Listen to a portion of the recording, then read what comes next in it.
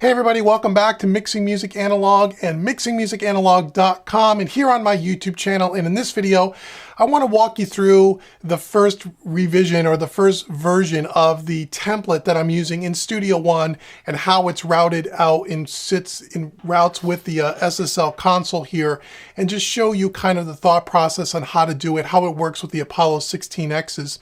So you can kind of get a feel for, well, if you want to use your DAW with analog gear, a console, and hardware, how do you have to have it set up? So there's a few different steps, and I want to show you that today over here in the DAW. So if we head on over here into Studio One, let's stop this playback for a second here, and let me show you. So basically what I have here is I have a session that we imported all the audio, and I set up a template to kind of as a starting point.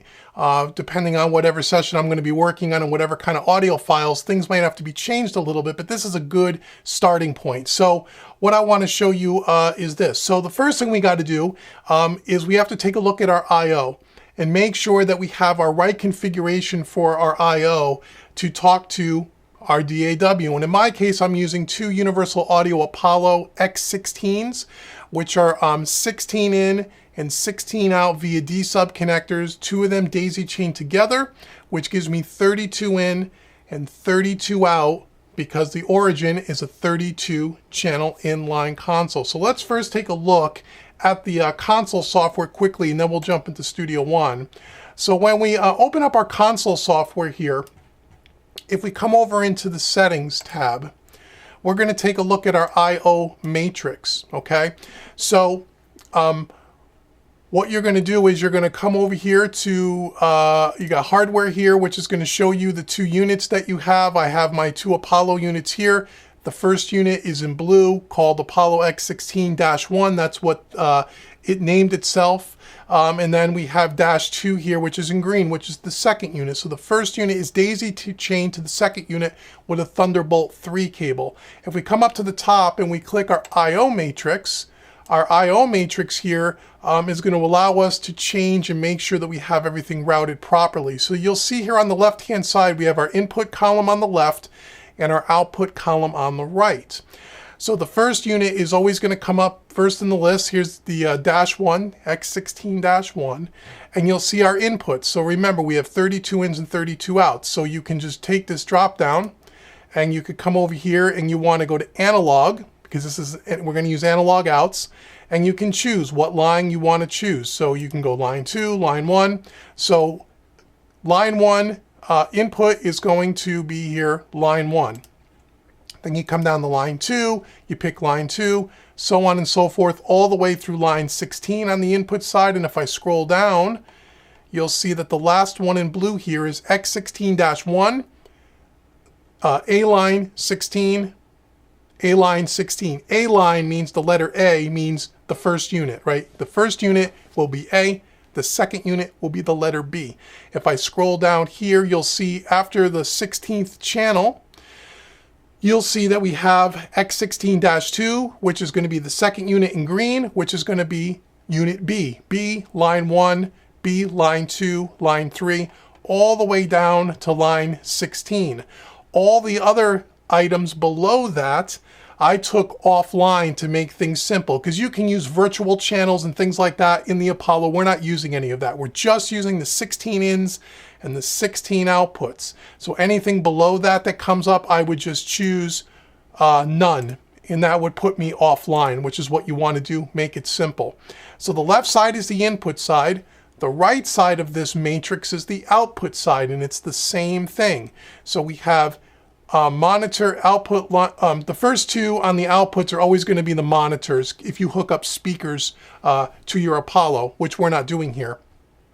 So you're going to skip the first two outputs, and you're going to go down to the third line, line 1 out, A, line 1, line 2, all the way down to line 16. So you have line 16 out, A, line 16 out for the outputs. And also too, in this custom name, you can double click in here and you can rename that if you want to change the name to make it a little bit easier for you. The other thing that then underneath that, we have all unit B, right? The second unit, all the way down here in green. and then everything below it is offline to make it easy. So once you have all of this, and this is the step one, this is the first thing you need to do before you even jump into the DAW. By default, this is not going to be set up this way. Okay, and then once you have this matrix set up, you can save it as a preset, which is what we did. SSL, if I hit save, it's called SSL X16 analog for analog workflow 2021. We hit save. And then it's going to, we're going to overwrite our preset because I've already made this. And what that does is if so, for some reason, and we found this out the hard way, if you once you set up your matrix, if you don't save it as a custom preset, and if you disconnect the power from the Apollos, and we did this when we were working on the racks, we physically disconnected the power cord from the power brick, plugged it back in, rebooted up our console, and we couldn't get audio coming into Studio One and then also on the proper channels on the board, and we couldn't figure out why. It took me like 30 minutes to figure it out. When I came back here to the console settings, I realized that our matrix has been totally screwed up. I guess when you disconnect the power, it somehow reset it because you have to customize this. So tip of the day, when you're working in the console software, make sure you save your I/O matrix. Save it as a preset. Okay, so that's step one, is to make sure that your I/O on your interface, in my case the Apollo, is routed out, the 16 ins and the 16 outs. That'll allow us now to set up with Studio One so everything is talking to the console in the proper way. So I'm going to close this for a second, and I'm going to minimize this. So now in Studio One, if I come over here to Studio One Preferences, and I go to Audio Setup and Song Setup, I'm going to start on the inputs first. So on the Input tab, the way this works is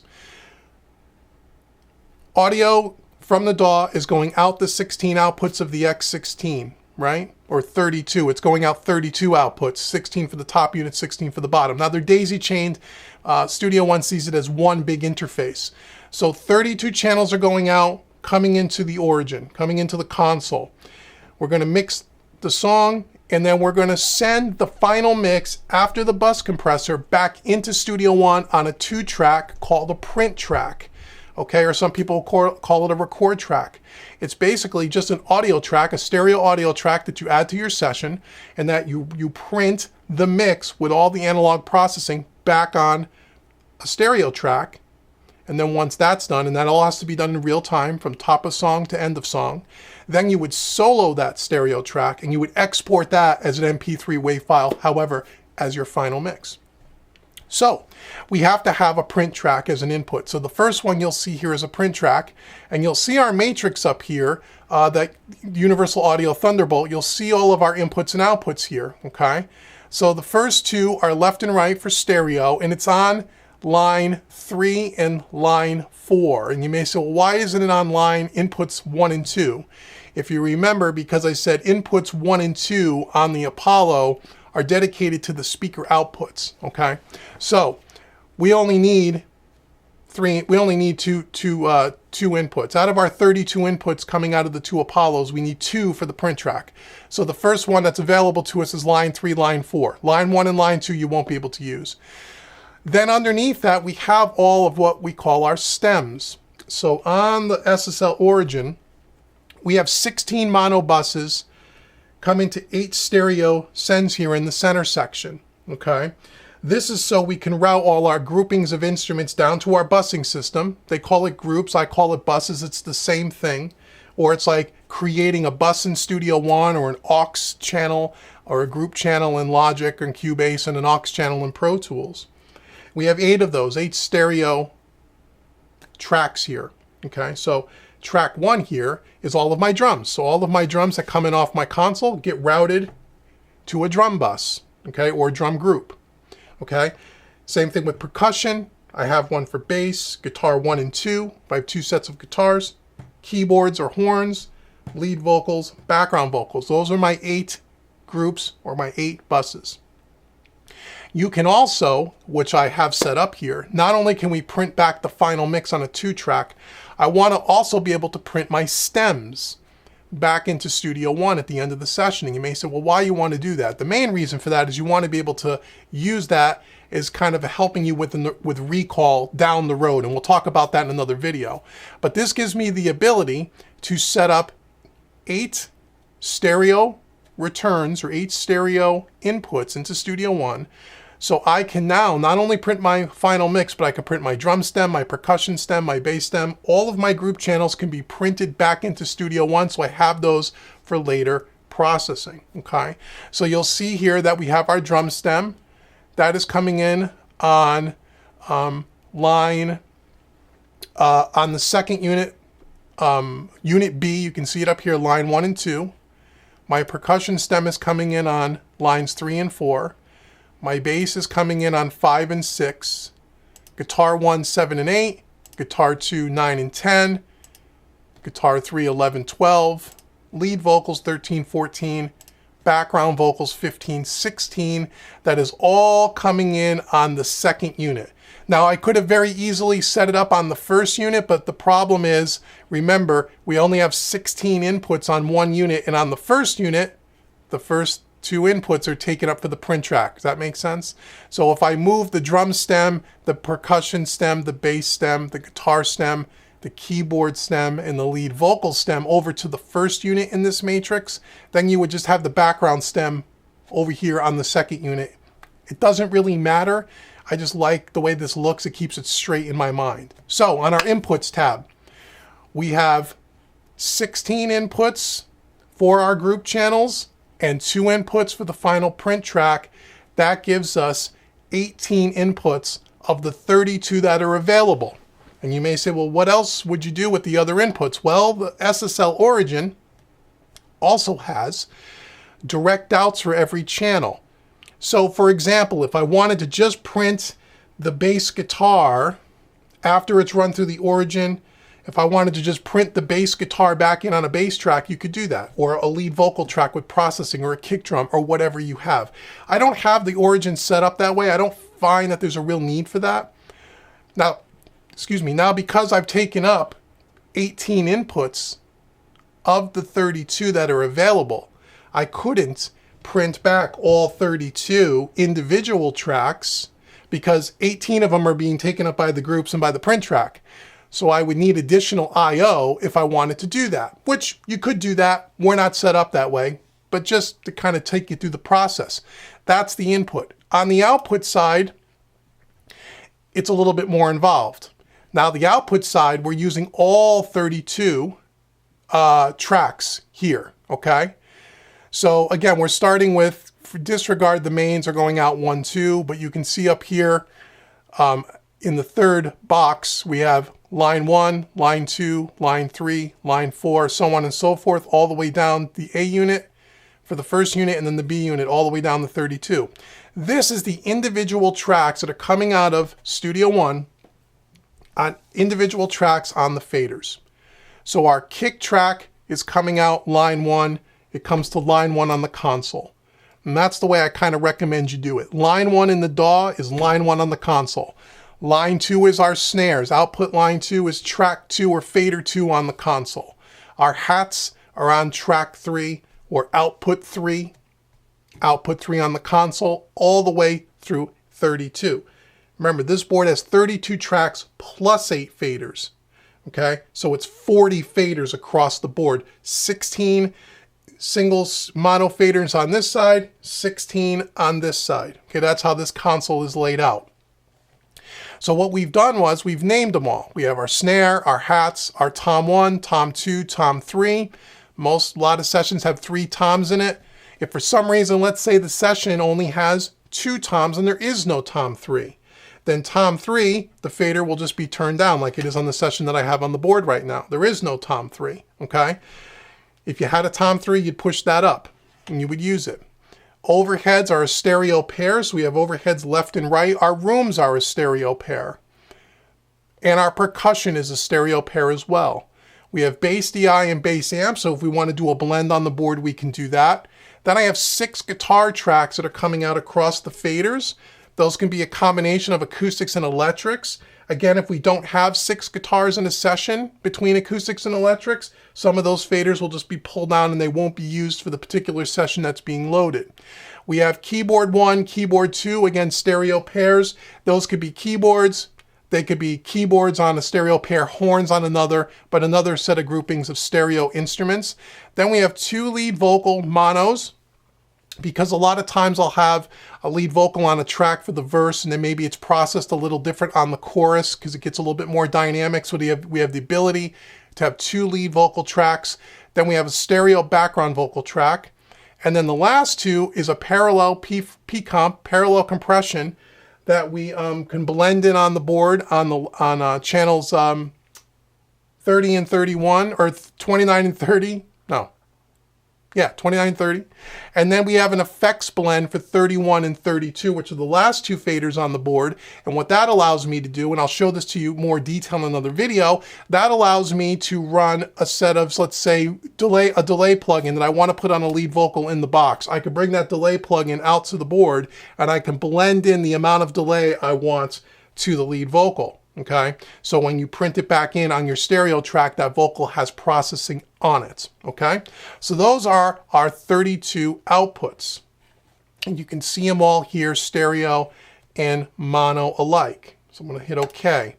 So now when you bring in all of your tracks, if we open up Studio One and we open the Inputs tab, and I drag this all the way over, you will see, here's our inputs, here's our print track in red, and here is our stems that we talked about a little earlier.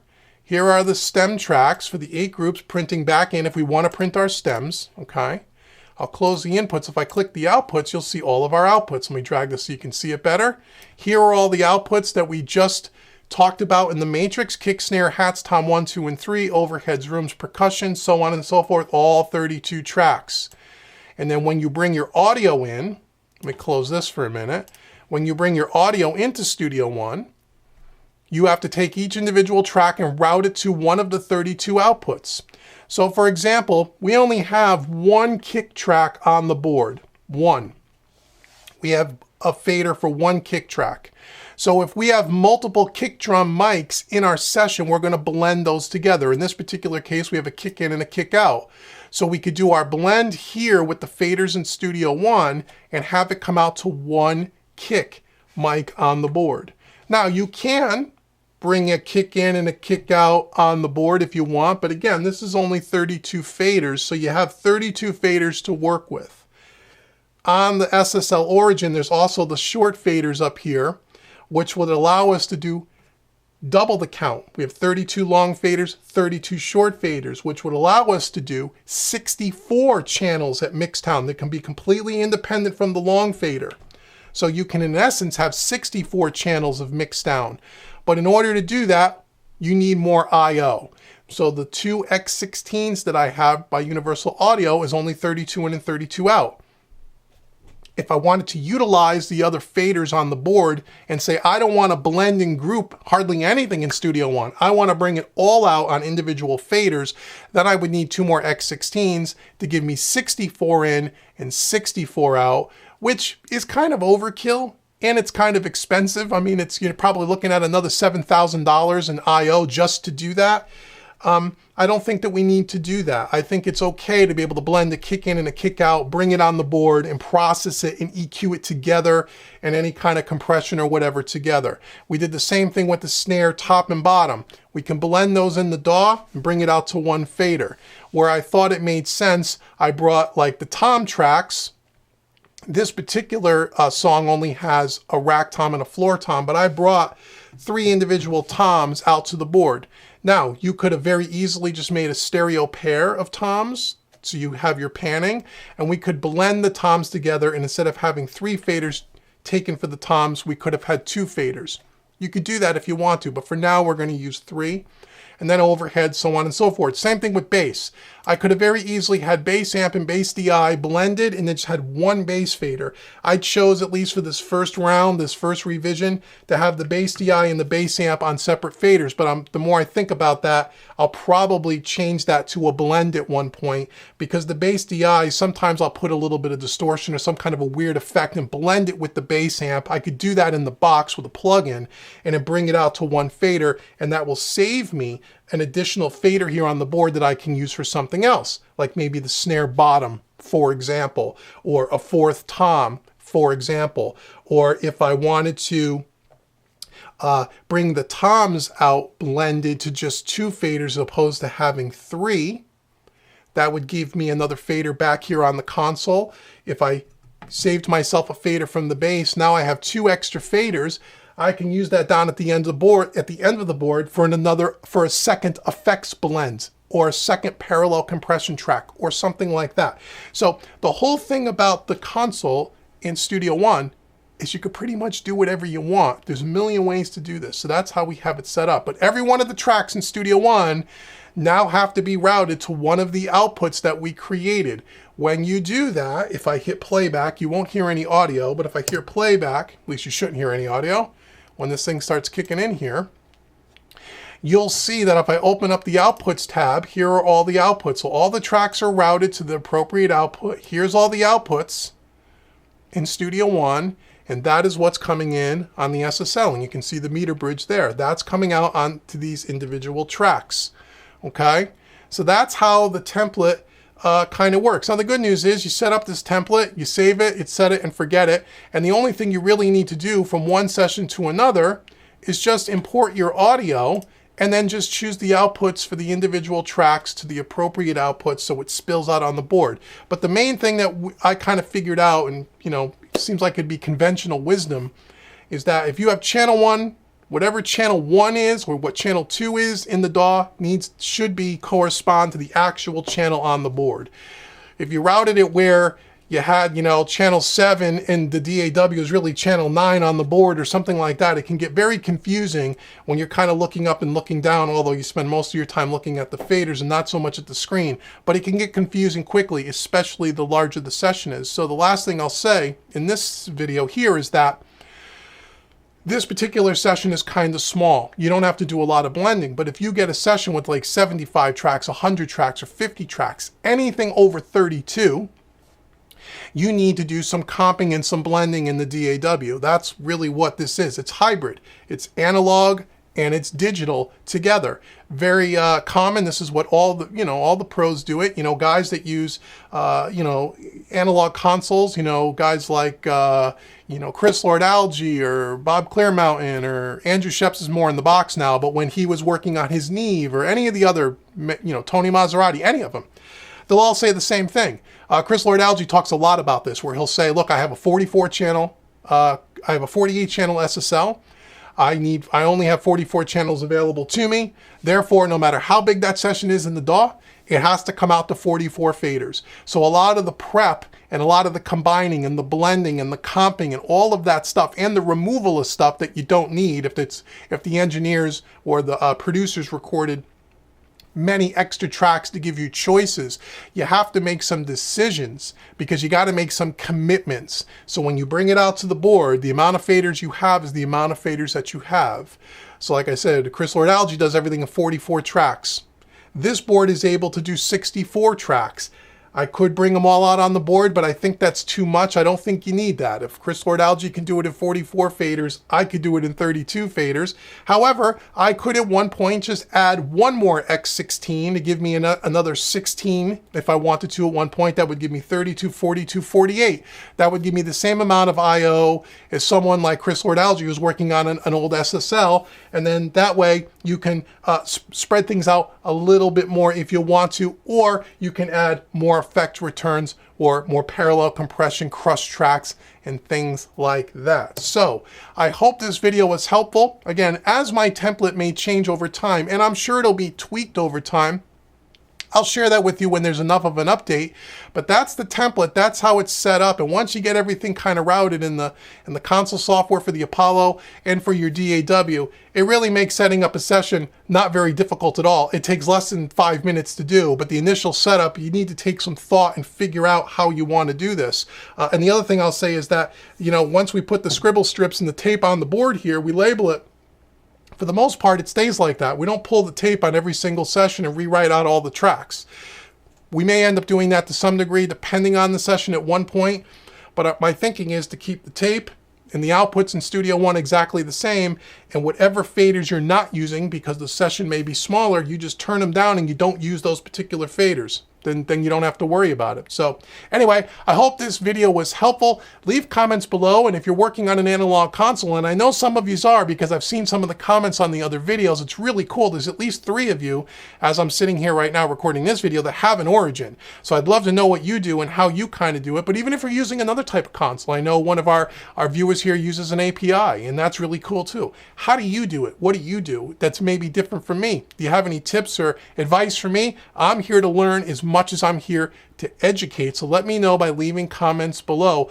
Also, if you're not subscribed to the channel yet and you're into hybrid mixing and you're into working with analog gear with the DAW and you want to learn more, please make sure you subscribe and hit that notification bell so you know when I post new content. Until the next video, I've been Dave with Mixing Music Analog and mixingmusicanalog.com. Thank you so much for your time and for watching and for your support, and I'll see you soon. Take care, everybody.